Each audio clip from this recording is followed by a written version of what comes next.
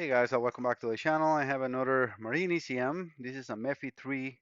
I'm not even sure what boat is. So let me see. It says just a PCM, a 5.7 APEX. Apex. It says fuel pump works intermittently. This is for Dustin Rodriguez. Yeah, this is not a fuel pump that works intermittently. All right, guys, so this is, like I was saying, not just a fuel pump that works intermittently. The actual computer itself is intermittent. It's no communication. So as you see, I have now the oscilloscope and everything ready to go. I'm trying to connect to the computer and no communication. So let me reestablish or try to do again. You see right there, it's detecting control module, and it just hangs up and no communication. But then intermittently by itself, without me touching or doing anything, you will see here injection millisecond and then the fuel pump relay coming on. As he said, or he describes in his note, the fuel pump comes on and off. You see right there for the second, and then we have injection millisecond.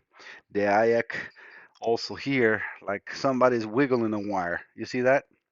But this has absolutely nothing to do with the harness or anything. This is inside the computer. So I already checked all the voltage rails and everything is there. Even the crystal oscillator. Let me get the light closed in here so hopefully we don't get too much glare. Give me 1 second to put my glasses. In order to read the oscillator, I need to use attenuated lead because otherwise it will short it.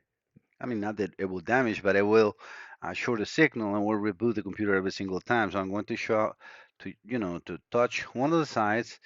I want you to just see in there. It's going to look like a band, but look at the frequency, 32 kilohertz, and the voltage is 2.2 volts. I can change the time in here so we can see that a little better. Let me go down to maybe 100 microseconds. We can see the signal a little closer. You see, and that's, a normal signal for the crystal oscillator. So the crystal is working, the microprocessor is providing the crystal voltage. If you see the last video that I put, I think it was on a MEFI 4, on one of the marine computers like MEFI 3 or MEFI 4, this was not there. In this case, it is.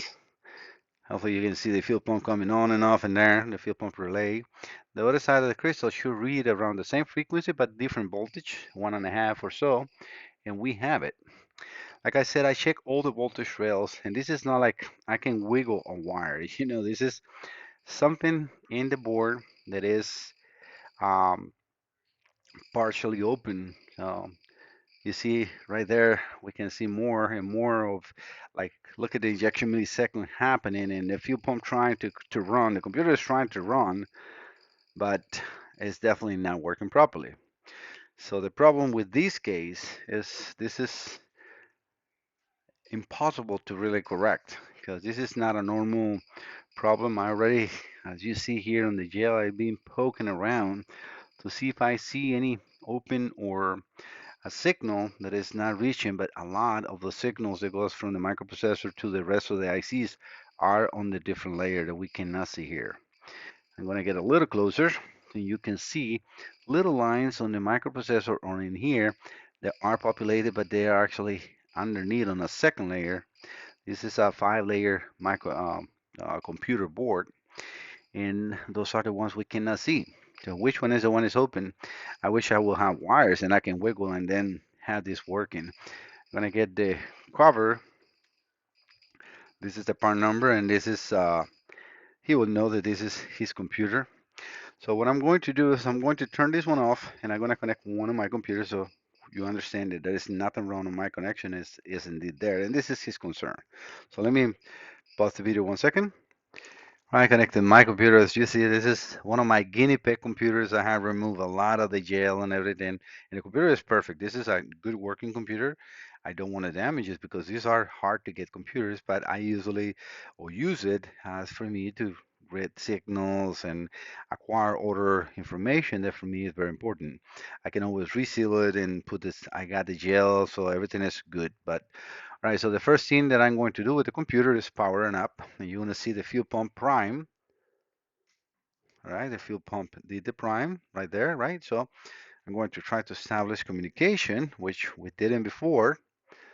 So if I select MEFI 1 and 4, that's the same software.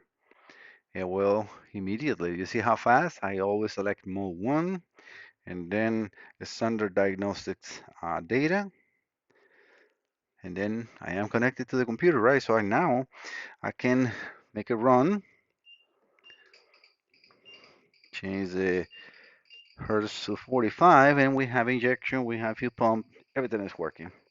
So as you see, everything is the same, nothing is being, touched. There is no problems on my harness. The problem is, like I said, it is a wire, but it's a pad wire, right? So it's a printed pad on one of the layers that is creating the issue.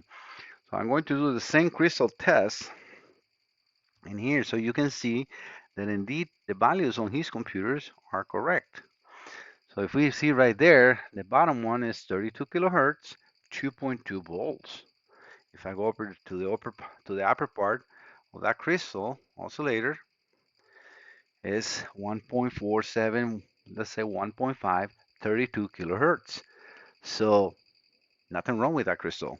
And nothing wrong with that part of the microprocessor to get the crystal to oscillate. This will create a clock, and then the computer can send signals in between the microprocessor and the EEPROM, and then start working. But that's not only what is necessary, right? So we have in this microprocessor 3.3 volts, rails, 2.6. This computer also uses a 1.8 volts and a 5 volts. But those pads are under. I cannot repair that. And this is where these type of boards are not successful. There is a lot of stuff that I can repair with them, but there is also a lot that I cannot. So in this case, I will still try to poke a little bit to see if I by lock, because again, I will have to pretty much stay on every single point on the board to see if it's something is glitching in there, and then create myself a pad like a jumper, right? And then see if the computer comes back to life. But that would be hours and hours and hours trying to make a computer like that work. So sometimes for a test fee, it's not enough for me to spend hours and hours and hours. You know what I mean?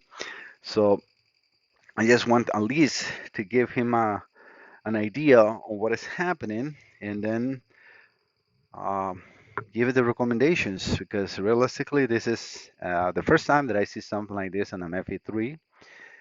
This is most likely created for voltage spikes. What happened in voltage spikes? Okay, well, let's say you got a corroded ground. When you try to start our engine, the computer or the starter, sorry, will try to draw and move that engine. And if one ground is corroded, it will try to use any other ground that is available to make the pad and then crank the engine, right?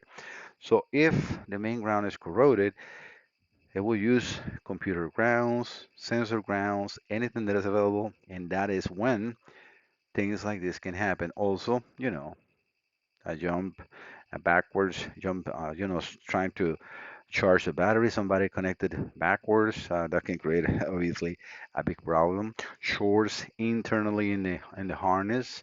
So it's, I guess, again, just assumptions. So, but I'm trying to give you ideas of how things like this can happen. So yes, definitely not the best output on a computer like this. I'm very successful, but like I said, these are sometimes impossible to find, and I just want to give them in to show uh, Dustin that yes, indeed, I'm checking your computers, and yeah, I'm sorry, but there is not a good resolution this time. All right, guys, thank you so much for visiting the channel. Don't forget to subscribe. See you next time. Bye bye.